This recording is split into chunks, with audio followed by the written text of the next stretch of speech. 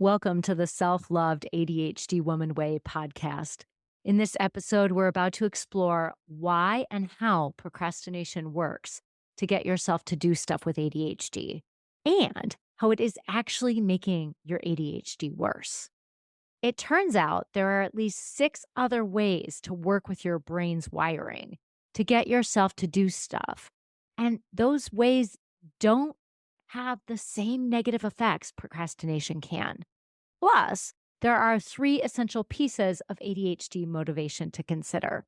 By the end of this episode, you'll know the 4 essential things you need to do to help you do the things you actually need to do for your business and for your life. Be sure to listen. Welcome to the Self-Loved ADHD Woman's Way podcast. I'm your host, Jen Barnes. If you're an ADHD woman entrepreneur, ADHD adjacent, or ADHD-ish, you've come to the right place. We'll dive deep into the unique challenges you face, from the inner turmoil to the outer obstacles. We'll blend neuroscience, IFS, and somatic healing and explore practical strategies to help you navigate the world of entrepreneurship with ADHD with greater ease and effectiveness. I'm glad you're here. Hey, it's Jen. I'm so glad you're here. If you're like me, growing up, you may have figured out or maybe just fallen into that with your ADHD, you could get stuff done by waiting to the last minute, also known as procrastination, right? And I remember this specifically. I remember having a lot of papers in high school. I remember sitting at the dining room table and my dad being less than pleased as I was up way too late for a kid to be doing homework, working on papers that had been assigned weeks before. And if this is sounding familiar, just know you're not alone. This is super common with ADHD. It's probably also not super uncommon for adolescents in general, just because in adolescence, we're still developing our uh, executive function, like the CEO of the brain, that prefrontal cortex is still developing through adolescence. And they actually say through age 25 for women, 30 through for men on average, of course. But generally speaking, with ADHD, our executive function is even more limited, which means that planning and organizing and doing things that we don't want to do, things that are boring, is much harder for us. And I want to talk a little bit about this. But first, I want to talk about here's the thing. I get why we learn to wait to the last minute because it works. It works to wait to the last minute to do something. Have you ever noticed that? If there's something you want to do and you wait to the last minute, all of a sudden you can get yourself to do it. Well, the reason is you have created a sense of urgency, which is very interesting to the ADHD brain. You've made it more fun, which sounds weird because it's like, it's not fun to rush like that, but your brain finds it more entertaining or interesting. And now your brain is motivated.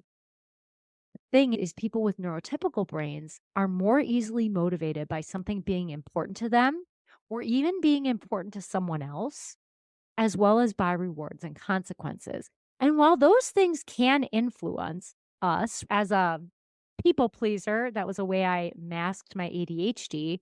Sometimes I could get myself to do something out of fear of someone being mad at me, which is a consequence, right? And because someone else thought it was important. Most of the time, that didn't work. And so I would have to find other ways to get myself to do stuff. And procrastination was a big one, unless it was math. I love doing my math. I found that so interesting. And if you're cringing right now, I totally get it. Not everyone loves math. I loved math because I was a really slow reader because I would do the voices in my head, like the author, I would do their voice. And if it was a novel, it was like a play in my head. So I was a super slow reader in order to make it fun and interesting for me. So that subject was not my favorite because it took way, way longer than it should have and than it took anyone else. But I mean, I knew how to make it fun. But back to here's the thing.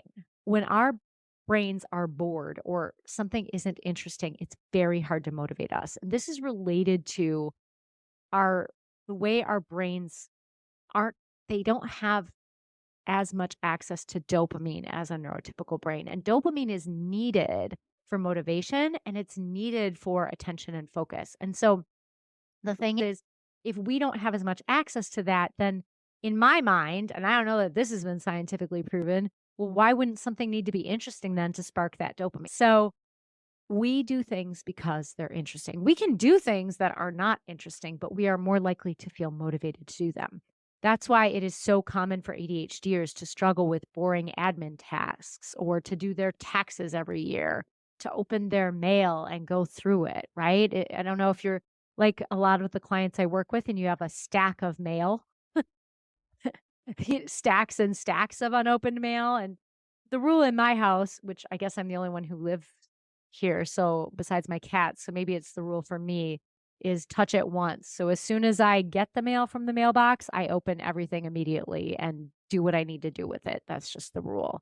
Although some of you might be like, well, then I would never go to the mailbox. So there's that. Anyway, my point is things that are administrative, things that are boring, things that are routine in a not fun way tend to be hard to get ourselves to do. And so, like I said, a lot of us have figured out, even if subconsciously, that we can get ourselves to do stuff if we wait till the last minute, if we procrastinate. And while I get that and have compassion for all of us who needed to find any way to get ourselves motivated, there's a problem. Because when you procrastinate, you are dysregulating your nervous system. You're in a hurry, you're in a rush. It's like, "Oh my gosh." So that is putting you in your fight or flight response. And that is a place of dysregulation. Sure, if you did it once in a while, big deal, whatever. But if that is the main way you are getting yourself to do stuff, you are dysregulating your nervous system over and over again. And you might be like, big deal, Jen. Well, here's why it's a big deal. When your nervous system is dysregulated with ADHD, or really even in general, but especially ADHD, it is going to be nearly impossible to focus on anything else and to motivate yourself to do anything else besides surviving. And to share or to understand this, I want to back up a little bit. If you know all kinds of stuff about the nervous system, this might be review, or if you've been listening for a while, this might be review. Here's the thing.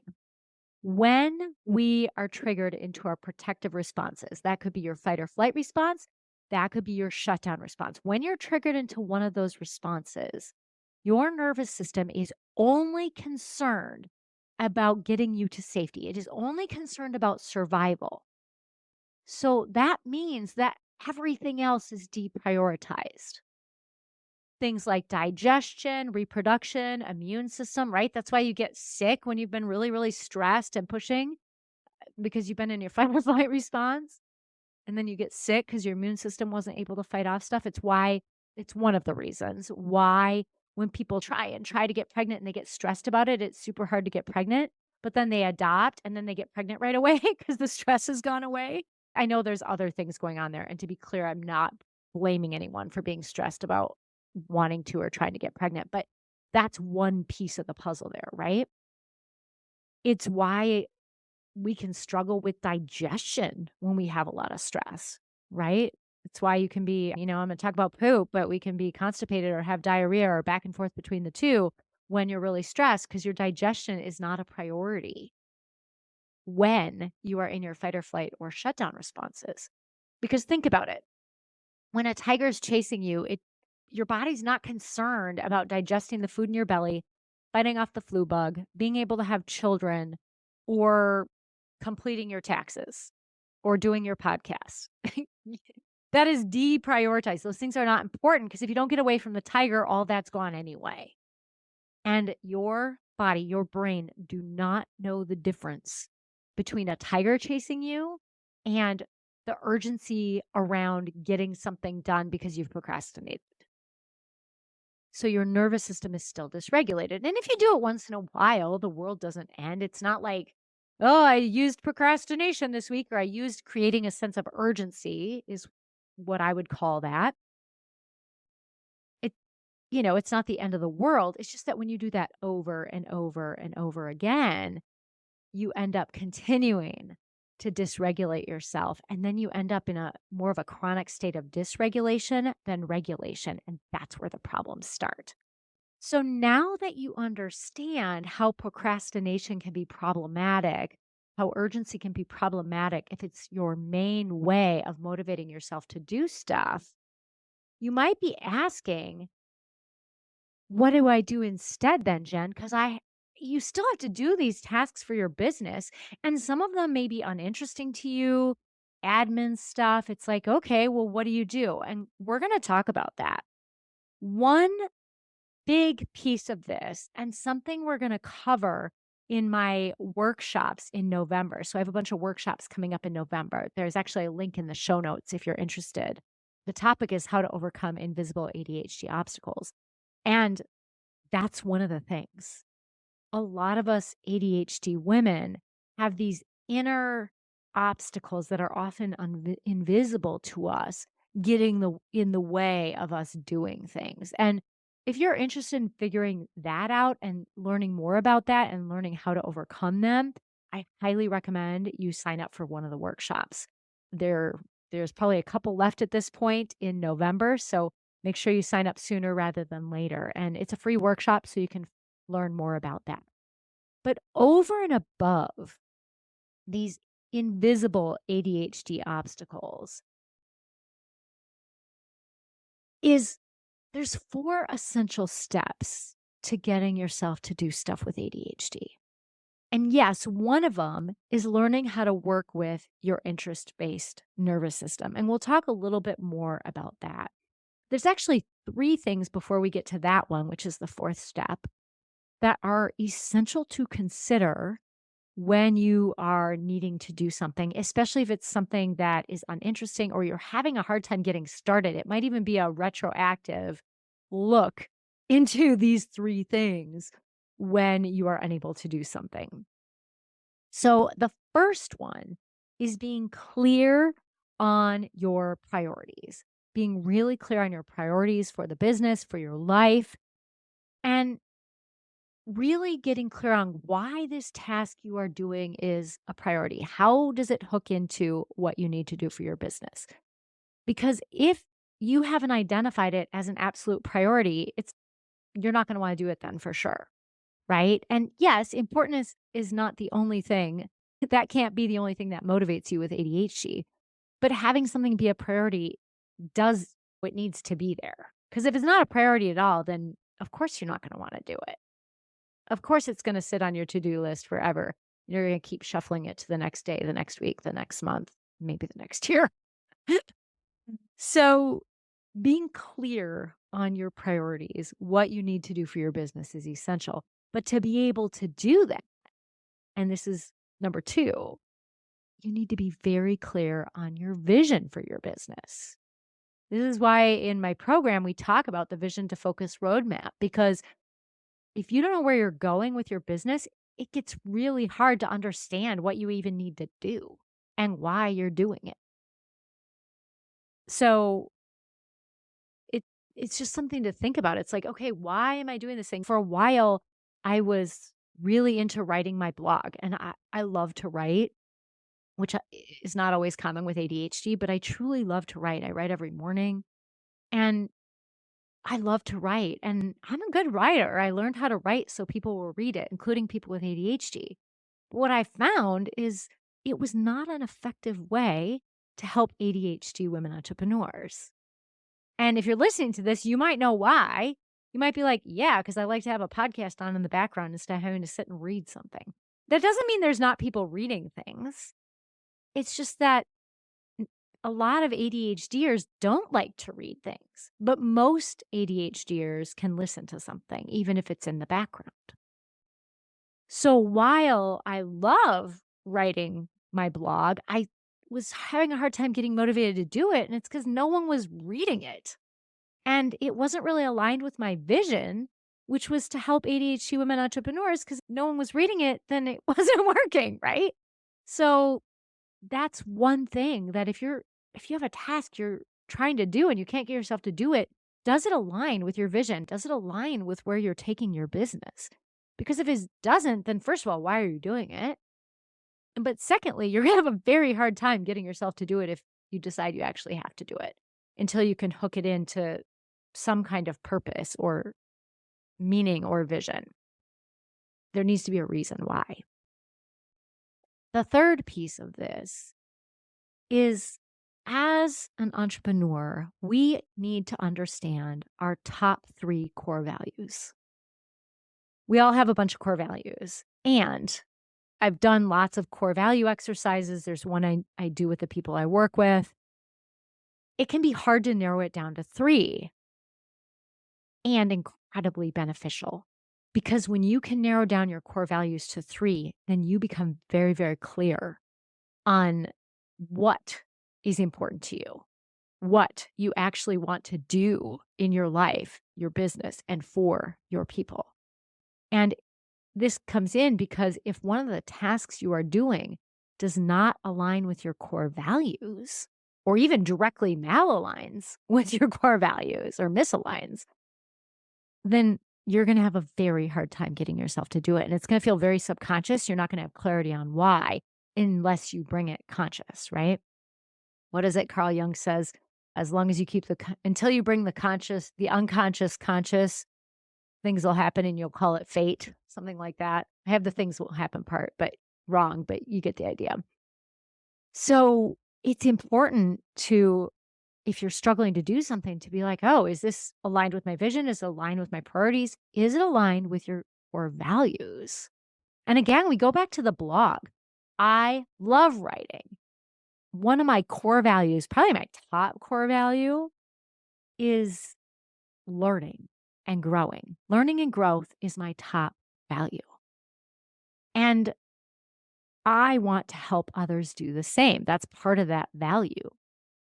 But if no one was reading the blog, then no one is learning and growing from it. And that's not to say there wasn't benefit to me in writing it, but not that much because I have a very rich inner life. So I'd already thought all those things inside of my head. That's why they were coming out on the paper. So it was malaligned because I wasn't meeting that core value of learning and growth. At this point, it was just work. So when I was struggling to do it and I pulled back, it was like, okay, I thought this was a priority, but it's not aligned with my vision or my values. So actually, I need to find a different way to put content out there. And that is when I shifted my attention towards podcasting because I found it something that is more accessible for ADHD women entrepreneurs. There's so many ways you can take in the information. You don't have to be sitting with a screen in front of you. You can have this on in the background while you're cooking, doing laundry, driving. You could sit and listen. I sit and listen to podcasts when I eat lunch or dinner instead of TV. But the point is easier for people to learn this way, right? And if you're someone like me, I learned through writing and that helps the information get into my brain. I tend to listen to podcasts at a time that I can actually take notes if needed. So that becomes an option as well. So those are 3 of the 4 steps that need to be considered. And like I said, sometimes we remember to consider them before. Sometimes you might retroactively be like, gosh, I cannot get myself to do this. Why am I dragging my feet? Check in and see. Is it a priority? Does it match with your vision? Does it match with your core values? And if not, there's some reflection due around then why am I doing this? But if it passes the sniff test on all 3 of those, the next piece is to work with your interest-based nervous system. So just because something is important, just because it aligns with your core values or is a priority, whatever, does not mean you're automatically going to do it. But if you can find a way to make it interesting, some stuff is just going to be interesting. I found a way to make podcasting interesting to me. I had a really hard time talking into a mic with a camera on me. So I record on Zoom. And the reason I do that, and this is really silly, the reason I do it, besides the fact that it blocks out my cats making noise around me while I do this, I can actually see my own face smiling back at me. And when I giggle or laugh, feels like someone's laughing at my jokes, even though it's just me. And so that actually was a way that I made this super interesting. Now, if you hate seeing yourself on camera, that won't work for you. That was something I got used to a long time ago in my group fitness days when you had to film yourself all the time to be evaluated. So, but for some, seeing yourself on camera, that's not going to make it fun for you or interesting. So, you find ways to make it interesting. And we know that urgency does it, but that can't be the only one. So I'm going to share two more of the seven that I share with the women I work with. One is making something novel. When there's novelty, that that can make it so interesting for our brains. So maybe you wear a different shirt, or maybe you wear the same shirt and you only get to wear that when you're podcasting. Or maybe you record in different locations. Eh, e I don't know, or maybe your topic, you come up with really novel topics. So that's exciting, but there's all kinds of ways you can create novelty, and I'm talking about the podcast specifically. But there's ways you can add novelty to almost anything. Right? Make it new, make it interesting. You could add novelty by playing different playlists. Lately, I've been adding novelty by binging Cloud Cult, which I don't know, they're getting pretty close to topping U2 as my favorite band. I love Bono. Sorry if you don't. I know there's like people have a love-hate relationship. Like either you love them or you can't stand U2. But anyway, my point is I've made things interesting by listening to Cloud Cult back to back over and over. And it has made things interesting, although now I'm like, I need to find something else because there was novelty there. I knew some of their songs, but not as deeply until after I went to their concert. So that was a way to create novelty. There's lots of ways you can do it. The other one I'll talk about today in this episode is creativity. When you add a layer of creativity to something, that becomes very interesting for the ADHD brain. And so, whatever you're doing, find a way to make it creative. For me, I love using different color pens and oh, this is maybe more novelty, but I love having a different journal for everything. So I have my journal that is just for podcasts, right? I write out all my notes, the things I want to talk about, so I kind of have an idea of where we're going. So someone keeps us on this track. Someone keeps us on the rails mostly. And then I have a journal for other things that I do for my business. I have one for content creation ideas. I have another one for big picture business vision ideas. I have another one for learning and training, but then different ones for different kinds of learning and training. And that novelty makes it fun for me. Although then I have to remember which journal is for which thing. But, there's that. Maybe it creates a challenge, right? So now it's fun to figure that out. At any rate, adding novelty helps. Creativity, though, like I said, if I have to write something using different color pens, or maybe you like making stuff on Canva and there's a creative element to it. Whatever it is, you can add a layer of creativity to make something more interesting to you. So now you have 4 steps to increase your motivation with ADHD without dysregulating your nervous system by using urgency, in this case, procrastination, as your main and sometimes only way of doing it. Now you get to give it a try. So if you're not clear on your values, your vision, and your priorities, it's going to be hard to get yourself to do stuff. So if you want like a little bit of homework, or if the word homework gives you hives, you want a little bit of home practice exercises, you could take some time to get clear on those things. What is your vision for your business? What are your values? What are your top 3 values? Take the time to get clear on that. What are your priorities? I actually create my priorities every single day. I like to identify the top one after reading, and I think I talked about this in another episode, but after reading the book The One Thing by Gary Keller and Jay Papasan, I like to identify, they have a practice of saying, what is the one thing that by doing it, everything else will be easier? And so that's my one thing for the day that I'm like, if I can get this done, I'll feel complete. But then usually I have 2 other things that also are really big priorities. So understanding your priority, whether it's day to day or overarching, in addition to your vision and core values. Those would be essential to figure out. And maybe trying out how you can add novelty or creativity to your different tasks to help you want to do them. All right, y'all, that's all I have for today. And if you're thinking, what is that overcoming invisible obstacle thing? Here's the thing. One of the things I've noticed is you can have all the tools and strategies with ADHD. And I've seen this. I've seen this in the women I work with in therapy. I've seen this with the women I work with in coaching. And I've seen it in entrepreneurial circles. You can have all the tools and strategies, but you might still have these invisible inner obstacles that keep you small, that keep you from doing what you need to do. And those need to be addressed. So if you're still struggling with motivation and focus and prioritizing, and even though you have all these tools and strategies, this workshop would be fantastic for you. It's totally free. I'm offering them weekly in the month of November 2024. So if you're catching this in time, there is a link in the show notes for you to be able to register. I'm actually thinking on adding one on Black Friday. So as I say that, I think I'm just going to commit to it. We'll see who shows up, if people are doing shopping and if they can do it before or after, or we'll see. But there's no replay to these. And I did that for a couple reasons. One, people have not been watching the replays when I've done events before. And I think I know why. I've got ADHD too, and I sign up for all kinds of crap.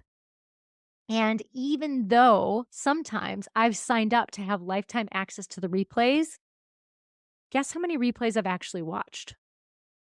0. I've watched 0 replays. And I'm not saying you and I are exactly alike. You might be more on top of that kind of thing than me. It's just that I've noticed people don't. So to create more, dare I say urgency or interest, I'm making it so that you have to attend live, and then you might be more motivated to actually get there. Otherwise, it'll just be this thing that you signed up for that you'll never do. So trying to help us with our ADHD, you can be mad at me for that, or you can thank me if you're able to attend. And if you're not able to attend because it's not at a good time for you, I get it. I have something in the works around that. So stay tuned. It might take another month or so. So stay tuned, but try and attend it live now, because then you actually get to talk to me and ask me questions, and I can help you more, because that's why I'm doing this, is to help you. So check out the link in the show notes and join me for one of those workshops on how to overcome invisible ADHD obstacles so that you can build and grow a prosperous, meaningful business that you'll love. Thanks again for being here. Make sure you comment anything that was meaningful for you in this episode. And oh my gosh, I can't believe I forgot to mention this. I created a tutorial on how you can leave a review on Apple or on Spotify and let others know how this show is. If we can get more reviews, more people will listen. So then we're helping more ADHD women. And who doesn't want that? So make sure you leave a review as well, and I will catch you next time. Thanks again, and take care.